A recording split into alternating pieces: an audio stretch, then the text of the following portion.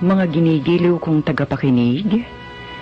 Narito na naman po kami sa pagsasadula ng mga pangyayaring lumikha ng suliranin at bagabag na humitik at naging mahalagang bahagi ng buhay. Mataos naming layo ni magdulot na ikagagaan, kundi man tuluyang ikapapawi ng hapdi at kirot, ng pagdurusa o agam-agam.